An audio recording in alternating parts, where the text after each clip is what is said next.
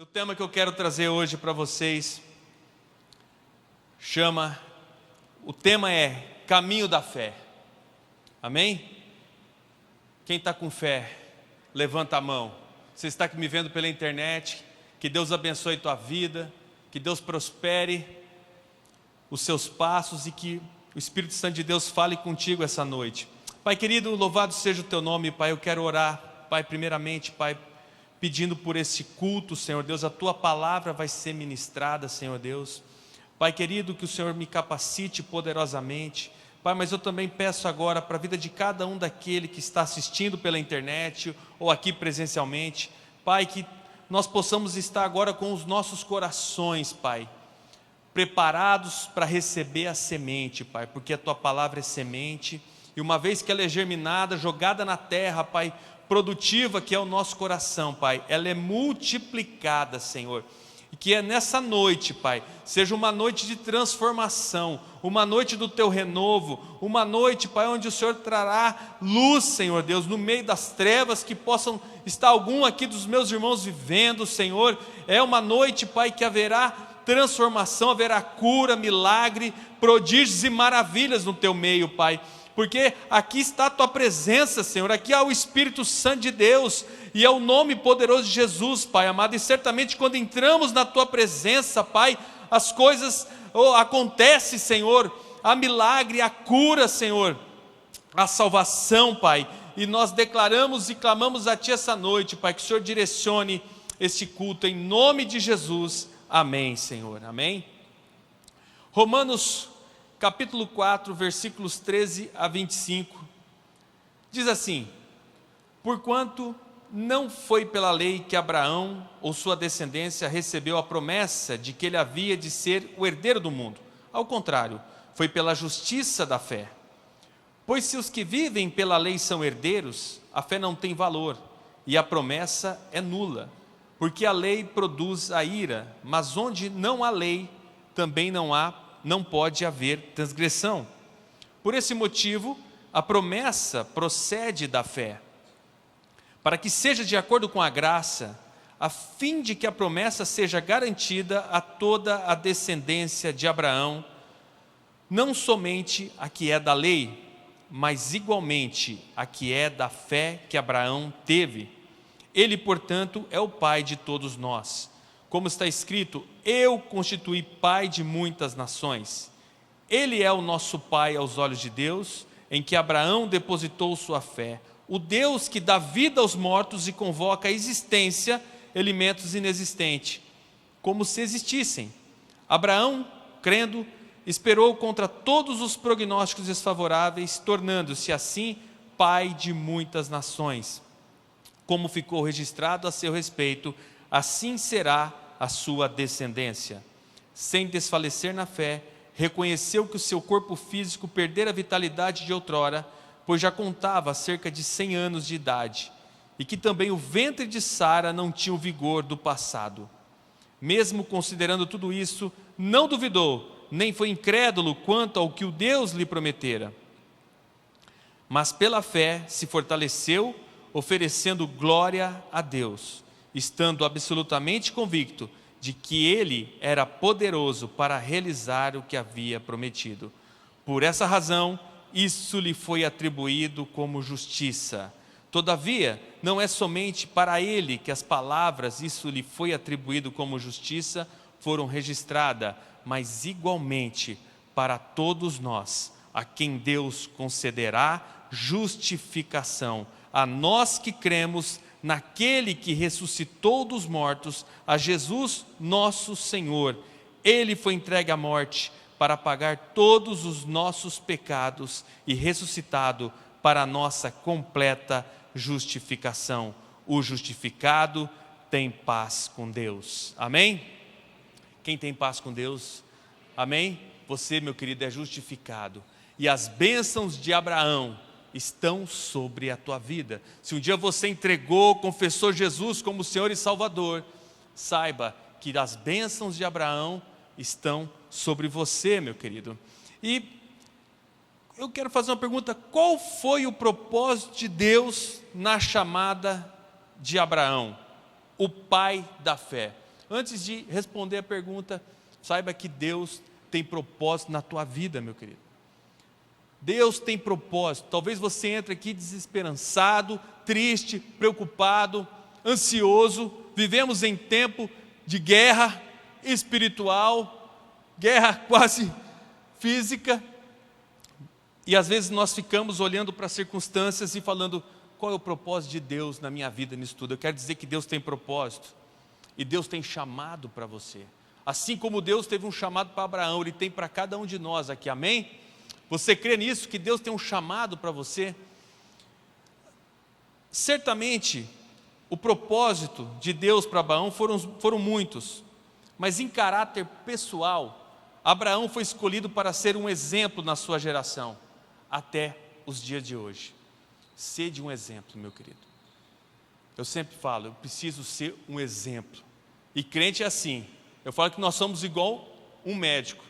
Você vai lá no hospital, se você é atendido por um enfermeiro lá para fazer um exame em você, alguma coisa, se ele tiver uma manchinha de sangue no jaleco dele, está tudo branquinho, mas se tiver aquela manchinha, o que Deus está dizendo é que nós temos que ser um exemplo nesse tempo. Esse é o tempo que Deus nos colocou, esse é o tempo que Deus escolheu para nós vivermos, e aqui nós precisamos entender e sermos diferentes. Deus havia, até antes de Abraão, usado grandes homens de Deus. Deus usou Abel como oferta especial de Abel, Enoque como santidade, Noé como graça, para servirem de exemplo em seu tempo. E isso vem relatado lá em Hebreus 11, 4, 7, que diz assim: pela fé Abel ofereceu a Deus maior sacrifício do que Caim, pelo que alcançou o testemunho de que era justo, dando Deus testemunho dos seus dons, e por ela, depois de morto, ainda fala. Pela fé Enoque foi transladado para não ver a morte, e não foi achado, porque Deus o transladara, visto como antes da sua transladação alcançou testemunho de que agradará a Deus. Ora, sem fé é impossível agradar-lhe, porque é necessário que aquele que se aproxima de Deus creia que Ele existe e que é galardoador dos que o buscam. Pela fé Noé, divinamente avisado das coisas que ainda não se viam, temeu, e para a salvação da sua família preparou a arca, pela qual condenou o mundo, e foi feito herdeiro da justiça, que é segundo a fé. Amém? Através de Abraão, Deus levantou uma nação, Israel. Abraão está na genealogia, que você pode abrir a Bíblia, lá em Mateus, em Lucas. A genealogia de Cristo passa por Abraão. Abraão foi destinado a tornar-se pai de fiéis, que decidem, que resolvam andar nas suas pisadas, ou seja, o caminho da fé. Abraão, conhecido como o pai da fé. E hoje nós vamos aprender sobre esse caminho da fé, alguns passos de fé que devem ser dados por nós. Assim como Abraão andou, nós devemos também andar nesse caminho de fé, amém? Quem quer andar em fé aqui? Quem quer saber os passos do caminho de fé? Amém? E o primeiro passo é romper. Interessante que nós vamos aprender 4 passos. 3 primeiros falam de verbos, de ação, que depende de nós, meu querido. Então o verbo é o agir, é a ação e movimento. E o primeiro deles é o romper, ou seja, abandonar tudo aquilo que te remete ao teu passado, à tua história, algo ruim. E Abraão abandonou a sua terra da idolatria e de seus velhos companheiros, hábitos e costumes. E a gente vê como isso é difícil, porque quando nós entregamos nossa vida a Jesus, genuinamente, existe uma mudança há uma transformação na nossa vida, no nosso caráter. E certamente você é ex alguma coisa. Quem aqui é ex alguma coisa? Tem que ser ex-pecador no mínimo, mas certamente ou você foi um ex-adúltero, um ex-mentiroso, um ex-prostituto, Ou será que é só eu aqui que é ex alguma coisa? Todos nós. E certamente ele teve que romper com tudo aquilo que ele tinha no passado de ruim. Então, quando Deus chama Abraão, Abraão era de uma cidade chamada Ur dos Caldeus, que é onde é a Babilônia. E veja bem, Babilônia significa capital da confusão. Olha que nome, capital da confusão. Você está vivendo uma confusão hoje na tua vida, você está vendo uma confusão na tua nação hoje. Babilônia, a Babilônia foi destruída, cidade, mas a Babilônia espiritual ainda existe, meu querido. E nós temos que entender que esse espaço que nós vamos aprender hoje vai nos ensinar a viver e lutar contra esse espírito da Babilônia que até hoje vive. E é o símbolo da degradação moral, da idolatria e do materialismo. E eu quero trazer especialmente sobre o tema idolatria. Semanticamente, idolatrar é adorar o que eu vejo. Ou seja, aquilo que eu estou vendo, então eu adoro. Veja que na história do povo hebreu, o Deus do invisível, eles iam lá e faziam um bezerro de ouro. E o primeiro bezerro de ouro eles deram o nome de Deus, porque eles viam aquilo e era uma idolatria. Filosoficamente, idolatrar é o amor em desordem. E aqui eu quero falar um pouquinho com vocês sobre prioridades, meu querido. Tudo aquilo que você prioriza acima de Deus, tudo aquilo que você prioriza acima de Deus é idolatria. Nós muitas vezes achamos que idolatria é um pecado somente de alguns, né? Mas eu quero dizer uma coisa para você: você está enganado. Às vezes colocamos dentro dessa prioridade que a palavra de Deus nos ensina, muitas coisas acima de Deus. Então veja que idolatrar é um amor em desordem. Então quando Deus fala amar a Deus sobre todas as coisas, muita gente pensa que é o fato de você vir na igreja 2 vezes por semana, vir no culto de quarta-feira, isso tudo é muito bom, importante e é necessário. Mas isso não quer dizer que você ama a Deus sobre todas as coisas. Porque o que faz você amar Deus sobre todas as coisas é você ter intimidade com Ele. É você se relacionar com esse Deus. É você ter comunhão com o Pai. Você ouvir a voz de Deus. Você falar com Ele. Então essa prioridade ela tem que ser estabelecida em nós. Colocar Deus sobre todas as coisas. E depois a tua família. E aí também dentro da família existem prioridades. Muitos casamentos são destruídos porque o marido não coloca a esposa não coloca o marido. Muitos não acordam aquele umbilicão com os pais, casam, né? A palavra de Deus diz: largará a sua mãe e seu pai e se juntará à sua mulher. E muitos casamentos são destruídos porque existe essa falta de prioridade que a palavra de Deus ensina. Depois os nossos filhos, depois o nosso trabalho. E quando há uma inversão dessas prioridades, certamente pode pesquisar, pode estudar a fundo, pode se aprofundar ali. Idolatria, querido. E eu digo uma coisa: ídolos podem ser coisas boas. Não é bom o trabalho, não é bom ganhar um dinheiro, só que muitas vezes isso vira um ídolo na tua vida. E eu quero dizer que saibam que o ídolo sempre vai acabar ferindo quem o adora. Tudo que você idolatra vai te ferir. Tudo que você idolatra vai te ferir, vai te machucar. E eu quero trazer aqui alguns sintomas idólatras. Você pode falar assim: puxa vida, e eu não sabia que eu era o idólatra. Mas hoje o Senhor está trazendo cura e libertação, amém? Porque nós estamos num culto que é um culto profético. E eu quero orar depois, no final, orar e declarando quebra de espírito de idolatria na sua vida, meu querido. Depois eu vou trazer inclusive um testemunho. O primeiro sintoma fala do medo. Dominado pelo espírito do medo, medo da morte, da perca de dinheiro, da posição social. O medo te deixa paralisado. Não é aquele medo comum, mas aquele medo que te traz paralisação, onde você começa a não viver porque fica preocupado Tem quantas pessoas que não são abençoadas, têm medo de andar de avião? Aí tem tantas bênçãos, falam assim, eu vou morrer. Meu querido, se você tiver que morrer em acidente de avião, você não precisa nem andar nele, ele cai na tua cabeça. E as pessoas ficam paralisadas com isso. Medo de perder a posição social, o status, até de seguidores na rede social. Tem gente que fica desesperado. Nossa, perdi seguidores. Eu falo, bênção. Um outro sintoma, ciúmes. 1 Coríntios 13 diz, o amor não arde em ciúmes. Quem é ciumento aqui? Levanta a mão. Você que está me vendo pela internet, você é ciumento? Eu vou dar um testemunho. Quando eu era novo convertido, está ali minha esposa, fique de pé, meu amor, para eles verem você, pastora Cássia, uma bênção na minha vida, minha pastora.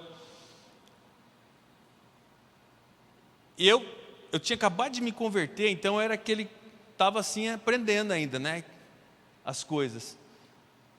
E eu lembro que a gente traz algumas coisas, com Abraão, estava trazendo algumas coisas lá do Ur dos Caldeus ainda da minha vida. E uma delas era a pornografia. E eu ali, já começando a ler a Bíblia, mas de vez em quando vinha aqueles, na época vinha os grupos, mandavam, né? E eu achando que estava bom com aquele pecadinho, não estava ainda em fase de discipulado, de consolidação. E no começo do nosso casamento, eu tinha um ciúmes da minha esposa, que era doentio. Mas era exatamente porque eu era um idólatra do sexo. E aquilo acabava transformando em ciúmes. Então, o que Deus teve que falar comigo? Deus falou para mim, filho, você está achando que a tua esposa é você? Que está adulterando? E aquilo transformou a minha vida e a minha história. Porque aquilo era uma idolatria que eu tinha de mim mesmo. Eu idolatrava o meu desejo, e quando eu tinha os ciúmes dela, eu estava transportando aquilo que eu fazia para ela. E eu, certamente, a fiz sofrer com aquilo, porque eu duvidava de tudo. Onde você está? E eu estava traindo ela, virtualmente falando. Isso é muito grave. É uma idolatria. Um outro sintoma, ira. A palavra de Deus diz assim, é pecado irar? Você pode até irar, mas não peque. A palavra de Deus diz lá em Efésios 4, 26, 27, quando vocês ficarem irados, não pequem, apaziguem a tua ira antes que o sol se ponha e não dê lugar ao diabo. Às vezes nós passamos por momentos de ira, momentos de indignação, quando vemos uma injustiça, algo acontecendo que nos provoca aquela ira, mas a palavra de Deus diz, irai-vos, mas não pecai-vos, ou seja, você não pode deixar aquilo ocupar o lugar no teu coração. Aquilo não pode te fazer perder o sono, meu querido, porque também se transforma numa idolatria. Um outro sintoma, tristeza. Salmo 30, versículo 5 diz, o choro pode durar uma noite, mas a alegria vem pela manhã. Amém? Crente triste não combina. Crente alegre, é feliz, porque a nossa alegria não depende de pessoas, não depende de circunstâncias, não depende de nada, porque ela vem do Senhor. Então, a despeito do que você esteja vivendo, nós somos alegres em Cristo, porque nós temos a vida eterna, a glória no Senhor, e é Ele que nos renova. Então, quando você estiver triste, você vai chorar, mas a alegria ela vem pela manhã, porque é mais um dia que Deus tem preparado para mim, é mais um dia que Deus escolheu para que eu vivesse, para que eu possa ser luz e sal nesse tempo, ser um transformador de vida, amém? Então, joga fora a tristeza, meu querido, porque vira um ídolo. Pessoas que ficam velando. Uma vez eu vi um documentário que me chamou muita atenção nesses programas, de uma senhorinha que ficou viúva cedo, e ela, desde que ela ficou viúva, ela ficava vestindo preto, sempre triste. Eu falei, quem morreu foi ela, porque ela não entendeu a alegria que vem do Senhor, amém? Que faz nova todas as coisas, e traz esperança da vida eterna para todos nós, amém? Então não deixa a tristeza te abater, querido. Corrupção é um outro sintoma de idolatria. 2 Pedro 1,4 diz: pelas quais Ele nos tem dado grandíssimas e preciosas promessas, para que por elas fiqueis participantes da natureza divina, havendo escapado da corrupção, que é pela concupiscência que há no mundo. Vivemos em tempos sombrios de corrupção e idolatria. O povo se corrompe, né? Diz o ditado do mundo que todo homem tem seu preço. Todo homem tem seu preço. Nós lembramos de um que vendeu Jesus por 30 moedas de prata. Havia corrupção. Estava Israel agora há pouco tempo, e quando as pessoas, a gente ficou sabendo lá pelo guia que havia ali o sacrifício daqueles novilhos, daqueles bezerros que eram feitos no templo, e diz que muitas coisas já estavam combinadas com o sacerdote que ia fazer a sacrifício do animal, com aquele que vendia o animal. Então, ele ia lá levar o animal para ser sacrificado no templo. O sacerdote falava assim: não, tem muita gente aqui, vamos, e deixa que nós vamos sacrificar depois. E o cara ia embora. E aquele cordeirinho que ia ser sacrificado, na verdade não ia ser sacrificado. Ele voltava lá para o dono, já tinha a corrupção enraizada. Isso é espírito de idolatria. Eu fico vendo que essas coisas não acontecem hoje, né?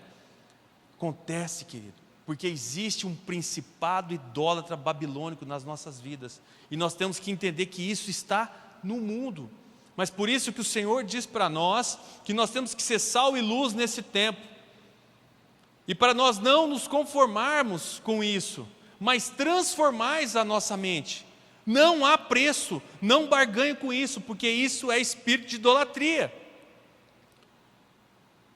E um último, e eu quero dizer que esse rol aqui, ele não é taxativo, tá? Então existem muitas outras aí, que é o sexo, sensualidade. Nunca uma geração é tão idólatra nesse sentimento como essa. Eu dei o meu testemunho que misturava sexo com ira, mas é uma geração hedonista, ou seja, faça tudo aquilo que te dá prazer, né? Quantas vezes você ouve alguém falar para você: olha, faça aquilo que te dá vontade. Eu falo: não é assim, querido, porque eu tenho que fazer a vontade do Pai, não aquilo que me dá vontade. A Bíblia diz que o coração do homem, quando ele diz o coração aqui, é o coração sentimento, é enganoso, né? Então muitas vezes nós esperamos sentir: eu estou sentindo. Corre disso. Antes de sentir, você ora a Deus. Aí depois que você ora e fala com Deus, aí você sente. E muitas vezes você não vai sentir nada, mas em obediência a Deus você vai fazer. Amém? É assim que Deus trabalha com a gente. E essa geração hedonista, faça tudo aquilo que te dá prazer. Mas tão tremendo isso, que cada um desses sintomas aqui, o apóstolo Paulo, ele descreve cada um deles lá em Gálatas 5, 16 e 25, quando o apóstolo começa a falar da luta que há da carne com o espírito e do espírito com a carne. Olha o que ele diz: digo porém, em Gálatas 5, 16, digo porém, andai em espírito e não cumprireis a concupiscência da carne, porque a carne cobiça contra o espírito e o espírito contra a carne, e estes opõem-se um ao outro, para que não façais o que quereis. Mas se sois guiado pelo Espírito, não estáis debaixo da lei, porque as obras da carne são manifestas, as quais são adultério, fornicação, impureza, lascívia. Os 4 primeiros só na área sexual, querido: idolatria, feitiçaria, inimizades, porfias, emulações, iras, pelejas, dissensões, heresias, invejas, homicídios, bebedices, glutonarias e coisas semelhantes a estas. Por isso que eu disse que o rol lá não é taxativo. Acerca das quais vos declaro, como já antes vos disse, que os que cometem tais coisas não herdarão o reino de Deus, mas o fruto do Espírito é amor, gozo, paz, longanimidade, benignidade, bondade, fé, mansidão, temperança. Contra essas coisas não há lei. E os que são de Cristo crucificaram a carne com as suas paixões e concupiscência. Se vivemos em espírito, andemos também em espírito. Amém? Glória a Deus. Aplaude o Senhor, meu querido. Querido, não tem como você viver em Cristo, viver em e com Cristo, e andar no Espírito sem você romper com os desejos pecaminosos da tua carne. Nós temos que romper, entender isso, que vai mudar a nossa história, a nossa vida. Por isso, hoje, é tempo de você romper com todo o ídolo familiar, tudo aquilo que você viveu no teu passado, que vem te prendendo, uma humilhação que você sofreu, algo que você passou na tua infância. Sabe, a gente às vezes agasalha pecados de estimação, coisas que vêm e produzindo na nós uma estagnação espiritual, não nos deixa viver. Hoje é tempo de romper com todo o ídolo, meu querido. O segundo passo é posicionar. Abraão permaneceu na terra da promessa Canaã, crendo nas promessas divinas. Isso corresponde à fé na promessa de Jesus, que os mansos herdarão a terra. Assim como o caminho da Babilônia traz a morte, assim também é o caminho do Egito. Abraão viveu o momento de se posicionar. E hoje Deus está dizendo, se posicione, querido. Tenha posicionamento. Gênesis 13, 8, 9 disse assim: e disse Abraão a Ló: ora, não haja contenda entre mim e ti, e entre os meus pastores e os teus pastores, porque somos irmãos. Não está toda a terra diante de ti? Eia, pois aparta-te de mim. Se escolheres a esquerda, irei para a direita, e se a direita escolheres, eu irei para a esquerda. Evidente que aqui tem muitas coisas para tirarmos nesse texto, em todo o contexto que foi essa conversa de Abraão com seu sobrinho Ló. Mas veja que aqui Abraão entende, se Deus está com ele, na luta dele, não importa para onde Ló escolheria ir. O importante é saber que Deus tinha dado uma missão para ele, e naquele tempo Ló estava sendo um empecilho, a Babilônia estava sendo ainda um empecilho na vida dele.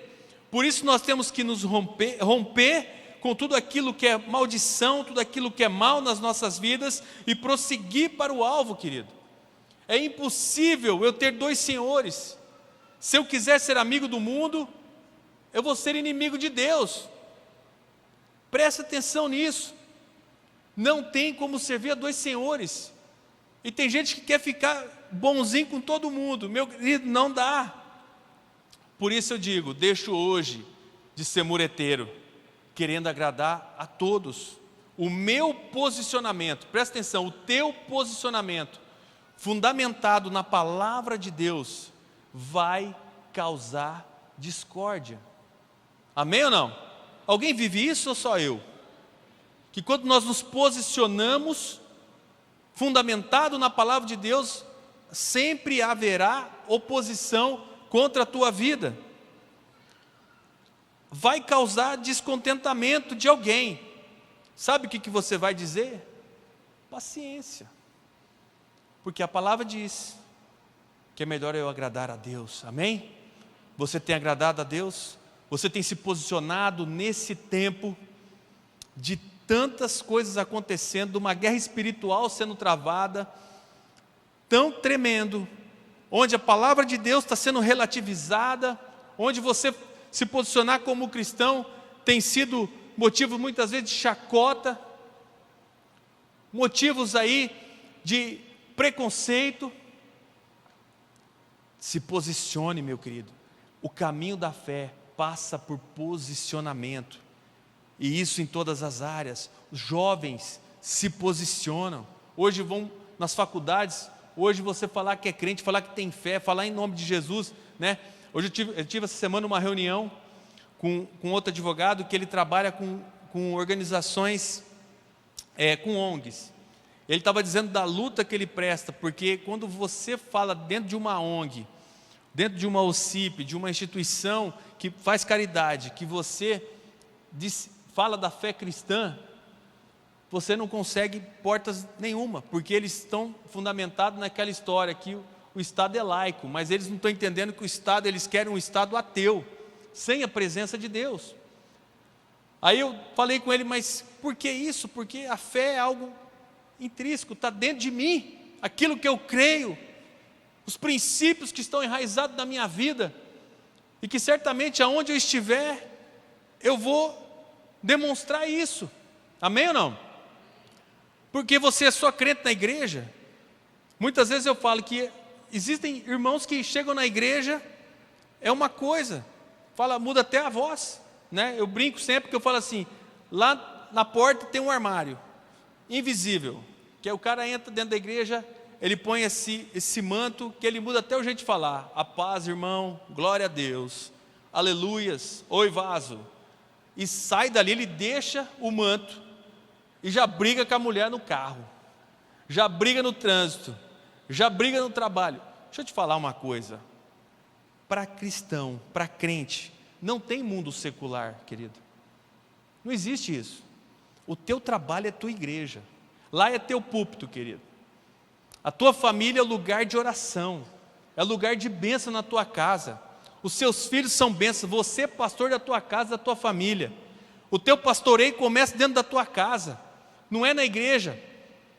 E depois você começa a transformar a igreja, a sociedade, a comunidade, o país. Amém? Então é tempo de posicionar, querido. Tenha posicionamento e saiba que você não irá agradar todo mundo. E aí você diz, paciência. Terceiro passo, diferenciar, ser diferente. Quem aqui quer ser diferente? Eu falo para minha filha, está ali, 20 anos, linda, e tem um pai bravo. Mas eu falo para ela, minha filha, quando você ouve aquele ditado, todo mundo faz, você corre. Porque uma semana antes, todo mundo dizia, Hosana, bendito é o que vem em nome do Senhor. Uma semana depois, aqueles mesmos, ou a maioria daqueles, diziam, crucificam. É isso que nós temos que ser, diferentes nesse tempo. Diferenciar. Abraão, havia uma marca sobre Abraão e sobre todo aquele povo, que era a circuncisão. Era uma marca que diferenciava Abraão e seus descendentes. Lá em Colossenses 2, 11, 14 diz assim, no qual também estáis circuncidados, com a circuncisão, não feita por mão do despojo do corpo dos pecados da carne, mas pela circuncisão de Cristo. Sepultados com ele no batismo, nele também ressuscitastes pela fé no poder de Deus, que o ressuscitou dentre os mortos. E quando vós estavais mortos nos pecados e na incircuncisão da vossa carne, vos vivificou juntamente com ele, perdoando-vos todas as ofensas, havendo riscado a cédula que era contra nós nas suas ordenâncias, a qual de alguma maneira nos era contrária, e atirou no meio de nós, cravando-a na cruz. Amém? Tem alguma dívida, querido? Quero saber, você tem alguma dívida? Todos nós temos, né? Todos nós já começamos o ano devendo PVA e IPTU, mas eu quero dizer, você imagina você começar o ano e falar assim, todas as suas dívidas estão pagas em 2023.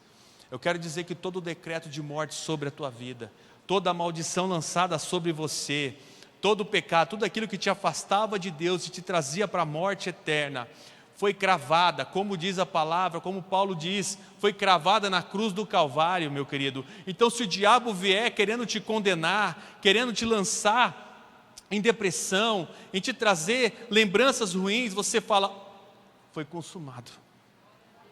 Na cruz está pago, e há uma marca sobre você, querido. Essa marca de hoje é um coração contrito, é um coração arrependido, é o Espírito Santo que habita em vós, você é selado pelo Espírito Santo de Deus, e essa é a marca que tem que estar na tua vida. As pessoas quando olham para você, vejam falar, ali tem uma pessoa diferente, ali tem um cara que vive o que prega e prega o que vive, que ele é ungido e capacitado por Deus para fazer maravilhas nesse tempo, e Deus quer te usar, querido, Deus quer te usar nesse tempo. Então a marca da circuncisão em nossa vida é um coração transformado. Você quer saber se alguém realmente se converteu? Precisa ter transformação, mudança de vida, mudança de atitude, é o caráter de Cristo. Eu tenho que olhar para você e ver o caráter de Cristo. O que é o caráter de Cristo? Santidade, integridade e hombridade. Busca da santidade, querido. Hoje muitas vezes hoje é difícil até de pregar sobre isso, né? Porque muitas vezes nós vemos para a igreja querendo ouvir, falava assim: você é a menina dos olhos de Deus, amém? Todo mundo gosta, né? Deus tem planos para a tua vida, amém? Deus tem promessa, né? Deus vai reverter essa maldição. Deus já reverteu, querido. Todo decreto maldito sobre você foi revertido na cruz do Calvário. Nós temos que viver isso, e nós vivemos isso buscando a santidade, a presença dEle, o caráter de Cristo nas nossas vidas. Eu sempre falo isso, eu gosto muito de falar isso, porque fala que uma caminhada cristã, você tem que ser um crente melhor hoje do que você foi ontem, amém? E amanhã melhor do que hoje, isso em todas as áreas, como marido, como pastor, como filho, como pai, como profissional. Nós temos que sempre crescer, porque é assim que a palavra de Deus diz lá em Provérbios, né? Que nós vamos crescendo mais e mais. Então, passa por um processo de transformação. Eu tenho um coração transformado. Se eu tenho um coração transformado, regenerado em Cristo, certamente serei notado pela maneira diferenciada ao falar e agir, não de acordo com os padrões deste mundo, mas com o único padrão que é imutável de Deus, amém? Quem tem vivido aqui o padrão imutável de Deus, esse é o padrão que nós temos que estabelecer em nossas vidas, amém? E por fim, ser provado e aprovado. E aqui é o problema. Abraão viveu num tempo onde ele era casado e tinha uma velhice já bem avançada de idade, e Deus traz para ele uma promessa. Você imagina trazer uma promessa para alguém que não tinha nenhum filho e já estava velho? Você será pai de nação. E nasce Isaque, todos nós conhecemos a história. Sara e Abraão velhos foram provados em vossas fé, a despeito de todo prognóstico contrário, que seriam pais, amém? E assim foi, nasce Isaque, e eu fico imaginando a alegria de Abraão e Sara, olhando para aquele filho, o filho da promessa, daquilo que Deus prometeu, depois de serem provados em sua fé, chegar àquele ponto e nasce o menino, e dali Deus ia cumprir uma promessa extraordinária, que dali da descendência de Abraão em Isaque, Deus transformaria uma grande nação. Mas, e uma vez provados, eles também foram aprovados. Deus pede para Abraão sacrificar Isaque. As pessoas olham para isso assustado, né? Mas era algo comum naquele tempo, os deuses pagãos sacrificarem crianças. Os outros que criam nessas coisas sacrificavam criança. Mas Deus fala isso para ele. E eu imagino o que Abraão devia estar pensando. Deus não estava testando Abraão, porque o nosso Deus, Ele é onipresente, querido. Deus sabia que Abraão ia obedecer, mas ali Abraão estava sendo aprovado para ele mesmo.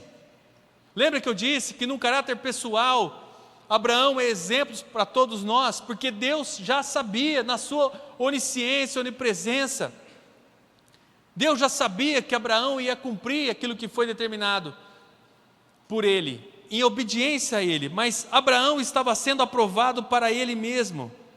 Abraão foi escolhido para ser um exemplo na sua geração até os dias de hoje.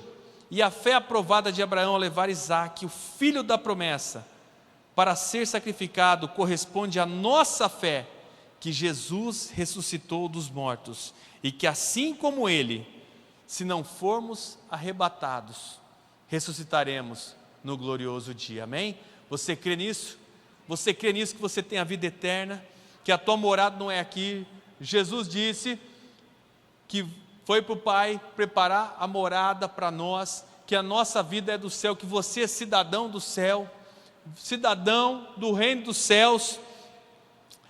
Abraão disse a seu filho, e aquela caminhada, né? E eu vejo a tamanha fé de Abraão. Abraão disse a seu filho, já um adolescente, perguntando sobre o cordeiro do holocausto: pai, a lenha está aqui, tudo está pronto, mas cadê o cordeiro? E Abraão disse: Jeová Jireh, Deus proverá. E Deus proveu e trouxe o cordeiro que ali estava. Meu querido, é tempo de nós bebermos do cálice. Eu estava lendo no Novo Testamento a passagem que diz, quando a mãe de Tiago e João chega para Jesus e fala assim: Jesus, eu queria que você colocasse, fazer um pedido para Jesus, que você colocasse um filho, que João e Tiago eram irmãos, um filho na sua direita e um filho na sua esquerda, quando o Senhor estiver no seu reino. E Jesus fala para ela assim: eles estão prontos para beber do cálice que eu vou tomar? E os dois respondem: estamos prontos, Senhor.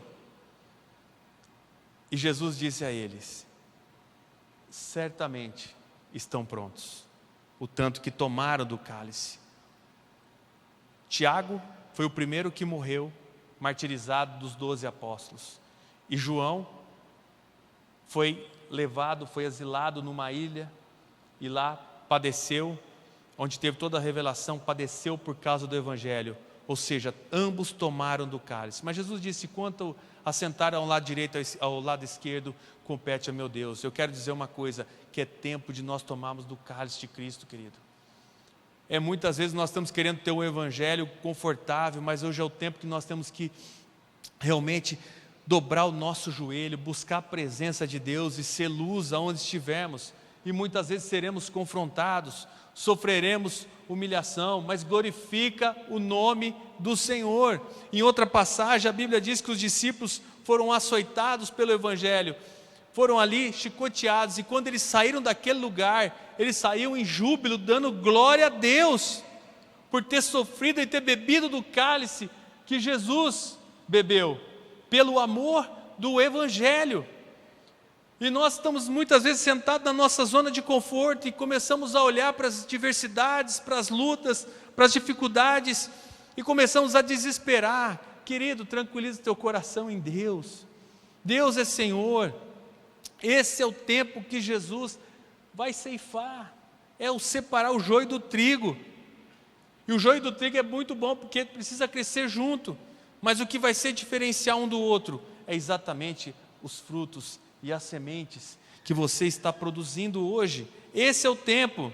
A transformação na sociedade, no nosso país, não vai começar em Brasília, mas ela vai começar na sua, na minha casa, na minha vida. A transformação começa aqui, em nós. Em consequente, vai para a família, vai para a igreja, vai para o trabalho e vai para a sociedade. E é essa palavra que Deus tem. E eu quero concluir dizendo que lá em Gálatas 3, versículos 6 a 14, diz assim: assim como Abraão creu em Deus, e isso lhe foi imputado como justiça, sabei, pois, que os que são da fé são filhos de Abraão. Amém? Ora, tendo a Escritura previsto que Deus havia de justificar pela fé os gentios, anunciou primeiro o Evangelho a Abraão, dizendo: todas as nações serão benditas em ti, de sorte que os que são da fé são benditos com o crente Abraão. Todos aqueles, pois, que são das obras da lei, estão debaixo da maldição, porque está escrito: maldito todo aquele que não permanecer em todas as coisas que estão escritas no livro da lei, para fazê-las. E é evidente que pela lei ninguém será justificado diante de Deus, porque o justo viverá pela fé. Ora, se a lei não é da fé, mas o homem que fizer essas coisas, por elas viverá.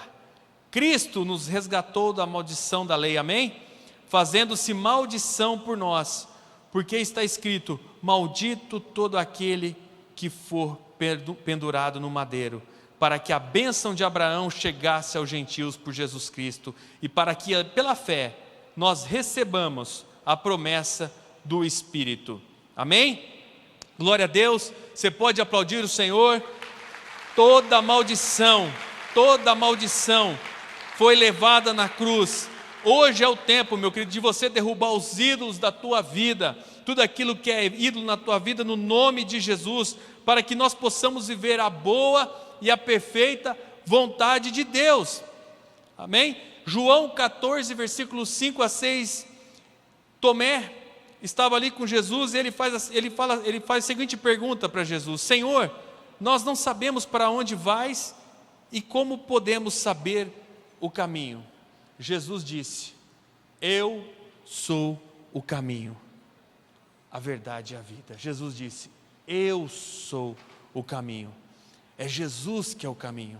A religião, ela pode muitas vezes nos ajudar, muitas vezes ela nos atrapalha, mas quando a tua vida está fundamentada na rocha, quando a tua vida está alicerçada em Cristo Jesus, Ele é o caminho da tua vida. Ele é o caminho de fé, é nele que estão todas as coisas, amém? E o primeiro passo que nós damos no caminho da fé, e para rompermos com todo o pecado de idolatria, arrependimento genuíno, e sermos resgatados de toda a maldição, justificados e a vida eterna, o primeiro passo é quando você entrega tua vida a Jesus, é quando você crê com o coração e confessa com a tua boca que Jesus é Senhor da tua vida, amém? E eu quero nesse momento perguntar se existe alguém aqui, se tem alguém aqui que entendeu a mensagem dessa noite e queira entregar a sua vida a Cristo e nunca teve essa oportunidade de confessar Jesus como Senhor e Salvador. Eu queria que você levantasse sua mão, que eu quero orar por você essa noite, amém? Se puder acender a luz, alguém aqui quer confessar Jesus hoje como Senhor e Salvador? Alguém aqui ainda não entregou sua vida a Jesus? Amém, glória a Deus pela tua vida, meu querido, amém. A Bíblia diz que uma vida vale mais que o mundo todo, querido. Eu queria que você viesse aqui na frente, que eu quero orar por você. Você que está me vendo pela internet e também entendeu essa mensagem, e hoje Deus quer mudar a tua história. Hoje Jesus quer entrar na tua vida, não com uma religião, mas entrar com um propósito de mudança, de novo nascimento e de restauração. Um dia eu entreguei minha vida a Cristo e Deus mudou a minha história. Eu marquei aquela data como o início de uma caminhada, num caminho de fé, que é Cristo, não fora dele, mas dentro dele. Ele habita em mim, eu não faço mais a minha vontade, mas a vontade dele. E aquilo mudou a minha história, aquilo marcou o antes e o depois do Luiz. E assim como você está aqui hoje, eu creio que a tua vida nunca mais será a mesma, amém? Eu queria que você repetisse comigo assim, e você que está me vendo pela internet, repita comigo assim: Senhor meu Deus, eu hoje confesso Jesus Cristo como meu Senhor e único Salvador, que a partir de hoje eu tenho uma nova vida, um novo começo de uma vida transformada, restaurada pelo sangue de Jesus, que toda maldição foi levada na cruz do Calvário, e o meu nome, a partir de hoje, está escrito no livro dos céus, amém? Glória a Deus, Deus abençoe, vamos aplaudir o Senhor, glória a Deus. Se acompanhasse o diácono, que eles vão orar pela tua vida. Você que entregou sua vida a Jesus, que está me vendo pela internet, tem um QR Code, que você coloque a câmera do celular, aponta a câmera do celular, vai direcionar você para que as pessoas aqui da igreja entrem em contato contigo, porque eu creio que algo novo está começando, algo novo está acontecendo. Isso é tão maravilhoso, é tempo de cura, é tempo de adoração, meu querido. Eu queria, antes de a gente adorar o Senhor, fazer uma oração pelo nosso Brasil, a palavra de Deus diz lá em Lucas 8,17, a palavra de Deus diz: porque não há nada oculto que não venha a ser revelado, e nada escondido que não venha a ser conhecido e trazido à luz. Isaías 55, 8, 9, Deus diz: pois os meus pensamentos não são os pensamentos de vocês, nem os seus caminhos são os meus caminhos, declara o Senhor. Assim como os céus são mais altos do que a terra, também os meus caminhos são mais altos do que os caminhos, e os pensamentos mais altos do que os seus pensamentos. Meu querido, o Brasil, a terra que Deus nos deu, continua sendo do Senhor Jesus, porque nela habitamos e nela vivemos, e a palavra de Deus diz que onde pisar a planta do nosso pé é território santo. Então, há propósito que nós não entendemos, há coisas que nós não entendemos, mas nós devemos orar e clamar pela nossa nação, clamar pelo nosso país, e não se desesperar, porque Deus continua sendo Deus. Deus está sentado no seu trono, e Ele revela tudo aquilo que possa estar oculto, escondido no tempo oportuno. Mas se alegre, porque a Bíblia diz que em Cristo Jesus nós somos mais que vencedores, e isso não depende de plano político, econômico algum, depende apenas de você viver os passos que aprendemos aqui, do caminho da fé. Amém? Senhor Deus e Pai, em nome de Jesus, eu quero orar por nossa nação, orar, Pai amado, pelo nosso povo, Pai, pelo povo brasileiro, Pai. Oh Senhor, tira todo esse espírito de confusão, de briga, de Babilônia que está hoje reinando em nossa nação, Pai. Brigas nas redes sociais, pessoas, Senhor Deus, brigando, discutindo, Pai. Nós oramos e declaramos a Tua paz sobre a nação brasileira, que a Tua paz reina em nosso país, Senhor Deus. Eu oro também, Senhor, e clamo por cada vida que entrou aqui hoje. Oh Senhor Deus, declarando, Pai, que o Senhor venha fazer algo tremendo nesse tempo, Pai. Esse é um culto profético, é um culto de cura, transformação, restauração, que haja renovo aqui, Senhor, em nome de Jesus. Que todo espírito de idolatria caia por terra em nosso meio, todo medo, Senhor, todo espírito de ira, todo ciúme, Senhor, oh, toda imoralidade sexual, toda corrupção, oh Pai querido, em nome de Jesus nós declaramos que toda tristeza vá embora, e que Teu Espírito traga alegria, renovo, transformação nessa noite, em nome de Jesus, amém, Senhor. Glória a Deus. Meu querido, eu senti fortemente no Espírito, se você tem um ídolo para entregar hoje aqui. Isaac poderia ter sido um ídolo para Abraão, e Deus pediu para que ele entregasse, e ele entregou, e Deus o restituiu. Eu quero que você hoje, você que tem algum ídolo para entregar, que você coloque a mão no seu coração, porque hoje é tempo de cura, é tempo de milagre, é tempo que Deus quer fazer uma obra na tua vida poderosa.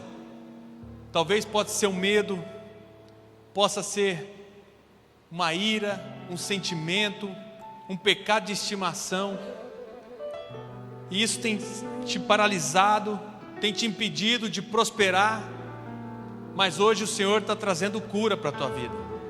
Amém? Eu quero que você repita comigo assim: Senhor Deus, essa noite eu entrego esse ídolo na minha vida. Dá o nome para o ídolo, querido. Declara essa noite, eu declaro essa noite que eu estou liberto, que Jesus Cristo é minha prioridade, que Jesus Cristo é o meu Senhor, e que vai transformar a minha vida, a minha história, no nome de Jesus.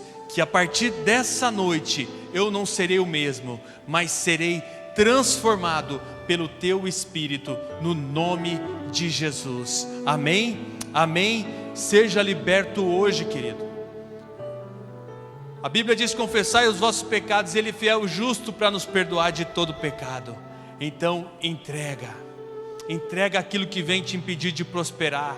É tempo de romper, é tempo que nós devemos romper em fé, de viver uma nova história, uma vida transformada na presença de Deus. E para isso nós deixamos para trás tudo aquilo que amarra, tudo aquilo que nos impede de viver, aprendendo a confiar em Deus. Porque assim como Abraão disse: Jeová Jirei, Deus proverá. Amém? Glória a Deus. Eu queria que a minha esposa orasse agora pela sua família, por sua casa, e também no final orasse que hoje é aniversário da pastora Mariana, uma grande bênção, e nós vamos orar pela vida dela, honrando ela, que tem sido uma querida, junto com o pastor Daniel, nossos pastores, que nós temos muito a agradecer a Deus pela vida deles, que foram e continuarão sendo bênçãos nas nossas vidas. Amém? Amém. A paz, irmãos. Vamos orar. Senhor Deus, Paizinho amado, nós sabemos que o Senhor está aqui. Nós sentimos o Teu poder e o Teu agir. Louvado seja o Teu nome. Pai, nesse momento eu quero orar por todas as famílias que estão aqui, por todas as famílias que estão nos ouvindo pela internet. Paizinho, em nome de Jesus, eu quero te pedir que a Tua graça maravilhosa seja com cada homem, cada mulher aqui representado, Paizinho. Paizinho, eu quero te pedir que nesse momento os casamentos tenham um renovo de amor, um renovo de parceria, um renovo de cumplicidade, um renovo do desejo um pelo outro, Pai. Renova, Senhor, a relação sexual desse casal, o desejo, a admiração um pelo outro, Paizinho, em nome de Jesus. Pai, que o Senhor possa fazer com que o homem valorize a sua mulher, que ele entenda, Paizinho, que tudo que uma mulher mais quer de um homem é se sentir amada e cuidada por ele, e que tudo que um homem mais quer de uma mulher é ser honrada por ele.